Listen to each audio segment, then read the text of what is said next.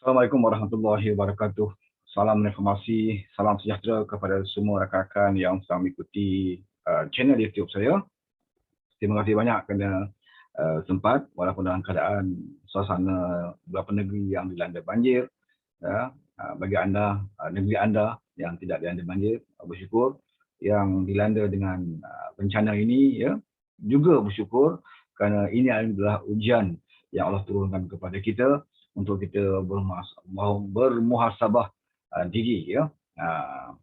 Okey, saya nak cerita sikit tentang bencana banjir inilah, ya. Terutamanya di dua negeri yang saya lihat kritikal bencana yang melanda, iaitu negeri Selangor dan juga negeri Pahang, ya. Nampaknya kali ini di bawah kerajaan Ismail Sabri, ya, kerajaan Tebu Atap Ismail Sabri ini, kita lihat ternyata di dalam menangani masalah banjir ini, mereka ternyata gagal sama sekali. Ya.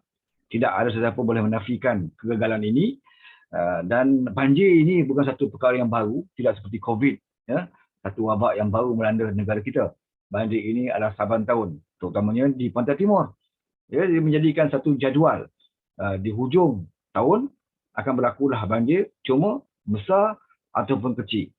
Banjir tetap akan berlaku di setiap hujung tahun di Pantai Timur, dan di beberapa negeri lain ada jugalah, ya, berlaku. Dan kali ini berlakunya di selain di Pahang juga di Selangor dan juga Negeri Sembilan juga, ya, terlibat dengan banjir ini. Tapi yang agak kritikal adalah di Pahang dan juga di Selangor. Dan tapi di media sosial, ya, puak-puak yang di sebelah sana banyak memberakan, ya, kejadian banjir di Selangor, dan mereka menyerang habis-habisan Menteri Besar Selangor. Kononnya gagal atasi masalah ini.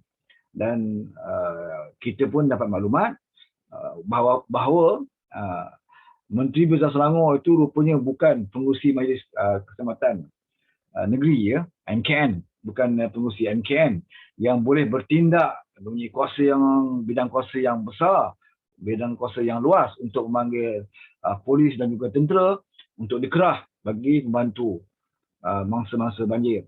Ya. Sebab itu di Selangor agak kelang kabut sedikit kerana yang pegang MKN ini orang lain, Menteri Besarnya orang lain, ya, bidang kuasanya berbeza. Ya. Bila berlakunya bencana, ia lebih tertumpu kepada peranan dan juga tanggungjawab pengurusi MKN itu. Dan baru-baru ini kita dapat tahu bahawa yang memegangnya adalah Nur Omar, ya, daripada UMNO, ya, daripada UMNO, Barisan Nasional lah. Dia selaku pengurusi, bukannya Menteri Besar. Sepatutnya kalau ikut protokol, Menteri Besar adalah pengurusi MKN. Sebab dia menjaga negeri, dia mengurus, dia mentadbir, dia berlaku apa saja bencana di negeri berkenaan, maka selaku Menteri Besar yang juga pengurusi MKN akan mengarahkan anggota pasukan keselamatan, ya, polis dan juga tentera untuk turun membantu seramai mungkin. Ini arahan daripada pengurusi MKN. Dia ada kuasa di situ. Tetapi Manang dan Selangor, Menteri Besar Selangor, tidak diberikan jawatan itu, ya, atas politik. Ya, saya fikir memang atas alasan politik. Sebab mengapa di Selangor saja, ya, pengurusi MKN itu bukan daripada Menteri Besar? Dan mengapa diberikan kepada pemimpin UMNO? Ini yang kita petikaikan. Ya, bukan masalah boleh bekerja atau tidak boleh bekerja, apatah lagi tidak boleh bekerja. Ya, jelas di Selangor pengurusi MKN itu kaku, ya, tidak tahu buat apa-apa dan panik apabila berlaku banjir di tempat-tempat yang tidak disangka-sangka, yang tidak dijangka-jangka. Ya, kita tahu bagaimana kita lihat di media sosial, bagaimana masa 1 hari, 2 hari tidak boleh lagi diatasi, tidak boleh ditangani. Ada yang masih lagi tidak dapat dipindahkan, ada yang duduk atas pokok, ada yang duduk atas atap. Ini berlaku di Selangor. Ya. Dan orang menyerang Menteri Besar Selangor kerana tidak menurunkan, ya, jentera-jentera untuk membantu. Sedangkan ianya telah dikerah tetapi tidak mencukupi sebab tidak ada cukup peralatan, ya, untuk pergi kepada menyelamatkan mangsa-mangsa ini. Kita ada jentera, kita ada jabatan tetapi tidak boleh digunakan. Polis dan juga tentera tidak boleh dikerah oleh Menteri Besar Selangor kerana Menteri Besar Selangor bukan pengurusi MKN. Ini yang ramai yang tak faham ataupun buat-buat tak faham. Bila ini berlaku, bila ramai yang telah memula mempertikaikan kelewatan, kelembapan untuk menyelamatkan mangsa-mangsa banjir, barulah Perdana Menteri memberi kembali jawatan pengurusan MKN itu kepada Menteri Besar hari ini.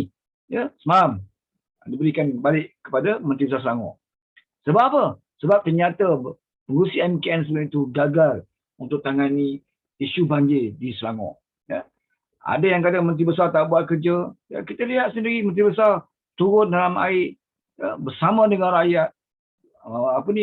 Menyambut seorang bayi lelaki untuk diselamatkan. Menteri Besar sendiri turun.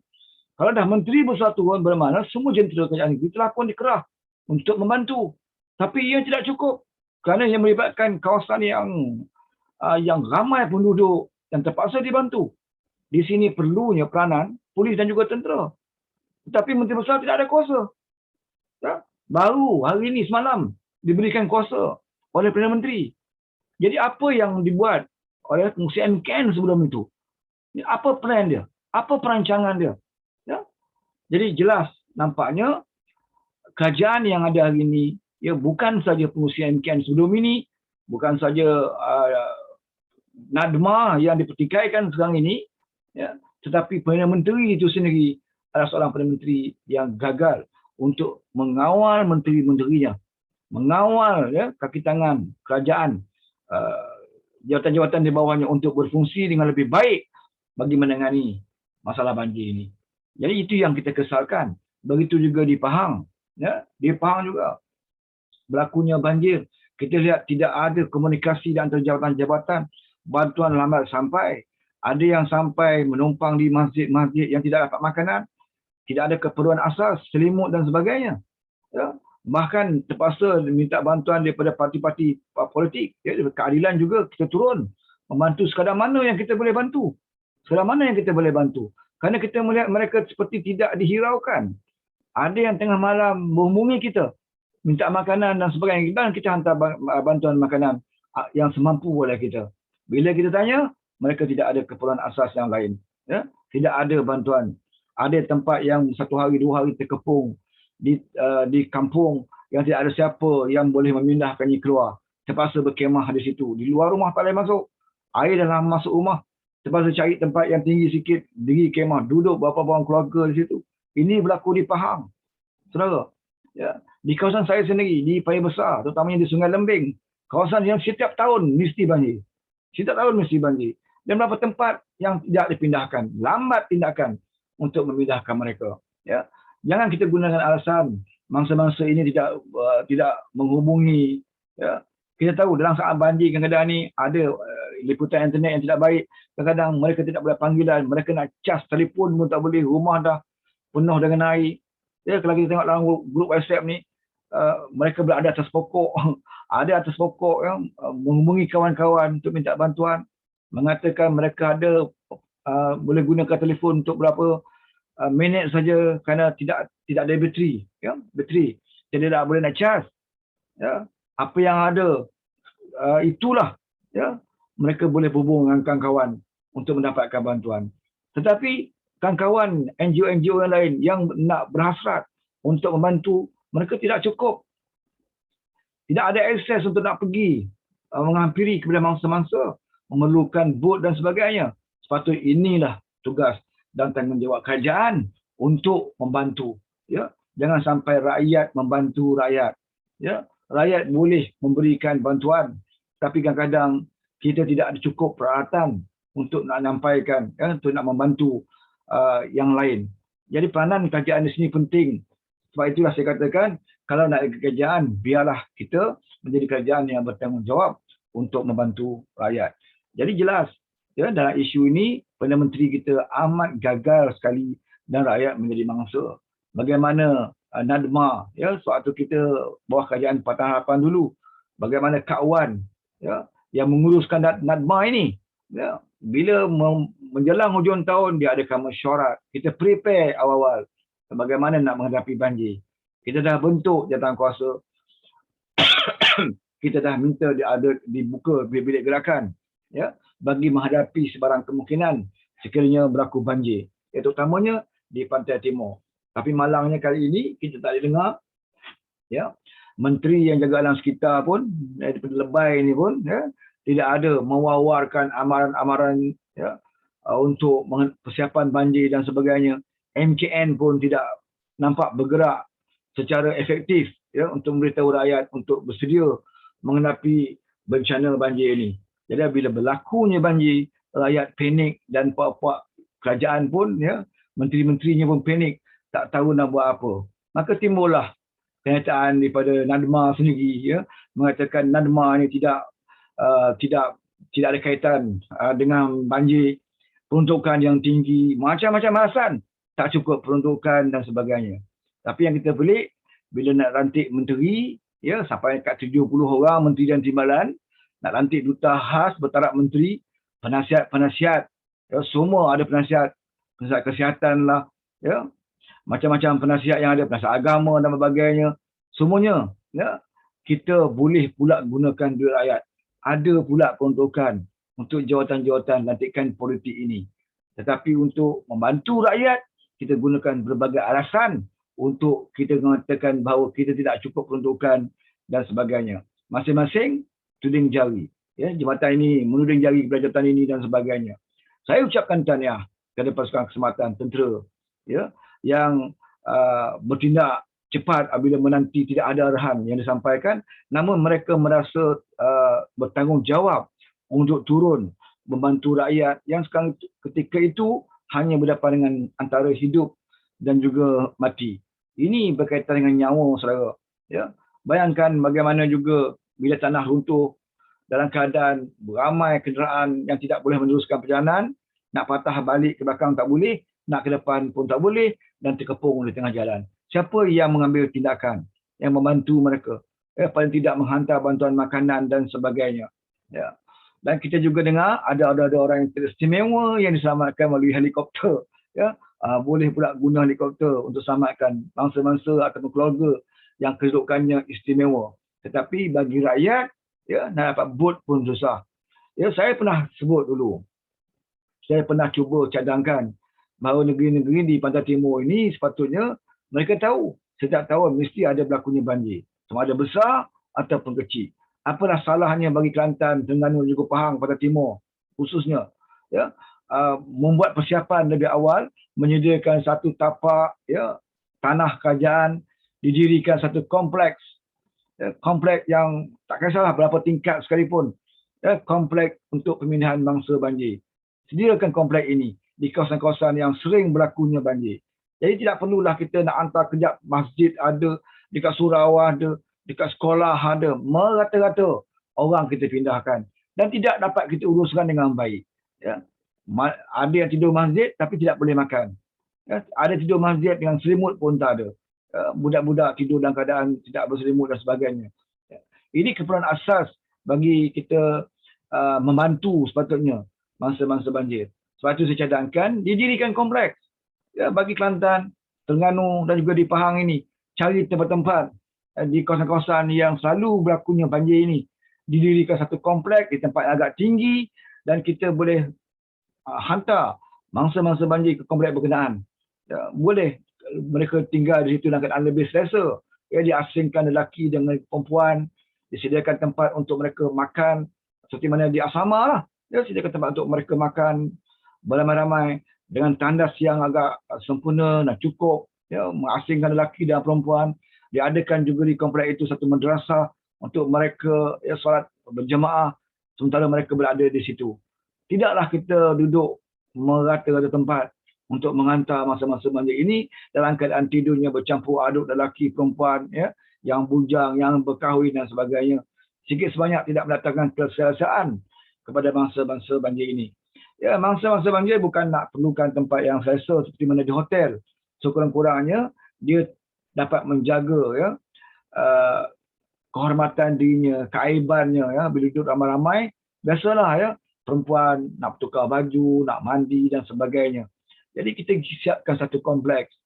Tidak rugi pun ya, kalau kita menyediakan tempat ini hanya untuk digunakan suatu musim banjir. Ya. Kalau tidak berlaku musim banjir, boleh juga kita guna kompleks ini untuk mengadakan kursus dan sebagainya. Ya. Yang penting, dirikan satu kompleks yang jenis macam bertingkat dan sebagainya, dan sediakan beberapa kemudahan asas di komplek berkenaan. Ini pernah saya cadangkan, ya, dan saya rasa tidaklah makan belanja yang agak tinggi, ya, mungkin lebih murah daripada berbelanja kepada beberapa orang duta khas yang bertaraf menteri, penasihat-penasihat yang bertaraf menteri yang kita gunakan belanja ratusan ribu sebulan untuk mereka, ya, tapi untuk mengadakan kompleks bagi melindungi keselamatan rakyat, kita tidak mampu untuk lakukan. Ini pernah saya cadangkan.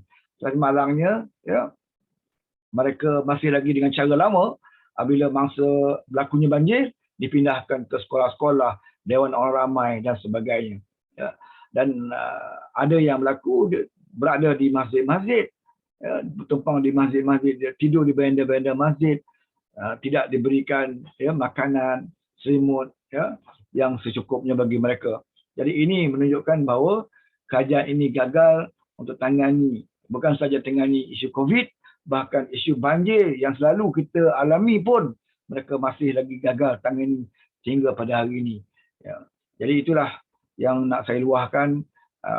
Saya juga salah seorang daripada mangsa banjir yang terpaksa berpindah. Ya. Baru hari ini dapat berada di rumah. Sebelum ini terpaksa duduk di pejabat. Ya. Dan saya difahamkan selepas ini ada bantuan kepada mangsa-mangsa banjir. Ya. Bagi mereka yang berada di pusat pemindahan. Dan biasalah, ya, bila kita dalam keadaan susah, ramai yang marah kepada kerajaan, ya, tidak cekap, kerajaan gagal, kerajaan tidak peduli nasib kami, macam-macam, ya, bila kita dah tersepit, bila kita dah susah. Tetapi malangnya bila selepas itu, bila kita dah dapat duit bantuan banjir 1,000, kita jadi kasih dan sayang kita kepada kerajaan dan kita lupakan kegagalan mereka. Ini menjadikan kerajaan lebih berani. Ya, kerajaan berani melakukan kepada kita kerana dia tahu ada di antara kita yang boleh dibeli. Ya, marah macam mana pun, tapi bila bagi 100, 200, ya, 300, 1,000, maka hilanglah kemarahan mereka, mereka lupalah kegagalan kerajaan dan mereka bersyukur dengan kerajaan yang gagal ini. Jadi kita haruslah menjaga maruah kita. Jadi kita harus tahu untuk memilih mana kerajaan yang benar-benar dapat membela nasib kita lah. Ya. Jadi itu yang saya nak sebut pada kali ini, dan saya nyatakan bahawa apa yang berlaku di Selangor itu adalah satu perkara yang dipolitikkan, ya, memburuk-burukkan kerajaan negeri Selangor. Kebetulan kerajaan Selangor diperintah oleh Pakatan Harapan, ya, oleh keadilan di Selangor, maka diserang habis-habisan seolah-olah Pahang ini pun, ya, tidak pernah berlaku banjir. Pahang mereka tak sebut sebab Pahang adalah negeri yang mereka perintah. Jadi hari ini eloklah, ya, kita musabah diri kita sampai bilakah kita harus, ya, mengeluh dan sebagainya waktu kita susah, tetapi ada ketikanya kita menyanjung tinggi pihak kerajaan yang kita sendiri pernah alami kesengsaraan di bawah pemerintahan kerajaan ini. Okey, cukup sampai sini. Jadi saya mengucapkan terima kasih kepada anda yang sudi untuk bersama saya.